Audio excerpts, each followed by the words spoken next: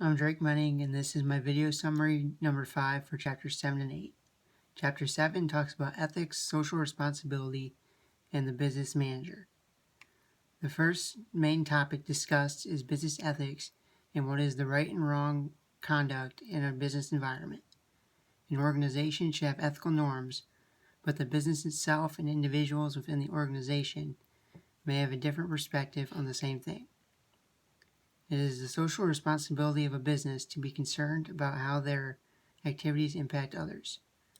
Businesses should want to make a profit for themselves and their shareholders, and should also have a responsibility to their consumers and the public to do what is right. In my job as an accountant, I will have to be aware of the ethics of any business I work for and be aware of their ethical norms to make sure I properly follow the guidelines of what is expected. I should also make my clients comfortable in knowing that the work I'm doing is always in their best interest and ethically right. There are 3 different theories of ethical thought. They are consequential theories, deontological theories, and humanist theories. Each theory judges whether an act is good or bad based on different reasons. Different codes of ethics were also discussed. Our individual ethics come from what we have learned growing up and from our environment, but those ethics are carried into the business environment. Corporate codes of ethics come from the ethics of the original employees, which becomes the corporate culture for the business going forward. Industry code of ethics are more of a guideline for certain businesses, outlining the do's and don'ts. Certain professions, such as lawyers, accountants, and law enforcement, have their own professional code of ethics with very specific rules that must be followed. As an accountant, there are several professional accounting groups with their own codes of ethics and rules that will need to follow, and their own disciplinary procedures for failing to adhere to these ethics. There are 5 schools of social responsibility that reflect the values and ethics of a business. Profit-oriented, managerial, institutional, professional obligation, and regulation schools each have different theories onto who or what a business's main responsibility lies. As an accountant, this would impact my approach to my job because I want to find a business that has the same ethical values that I believe in. Chapter 8 discusses the international legal environment of business. There are several dimensions, including political, economic, cultural, and legal. It's important when doing international business deals to be aware of the many diverse political systems and governments of other countries. It is also important to look at the economic status of another country before getting involved.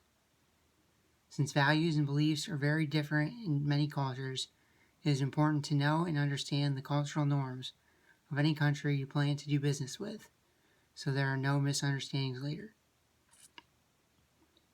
Another important aspect to look at in international business is the other country's legal system.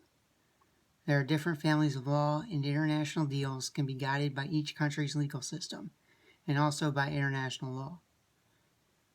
There are different methods of engaging in international business, which are trade, international licensing and franchising, and foreign direct investment. International trade is what we think of with the basic importing and exporting of goods and services.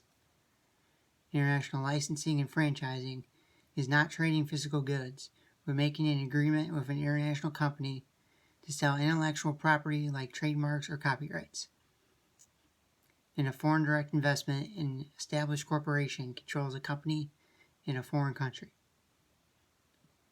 There are also risks of doing international business. Other countries' rules and ways of doing business are not always clear. Looking into the international companies or countries' business behavior is important to make sure they have not been accused of stealing from the host country or any other unethical practices.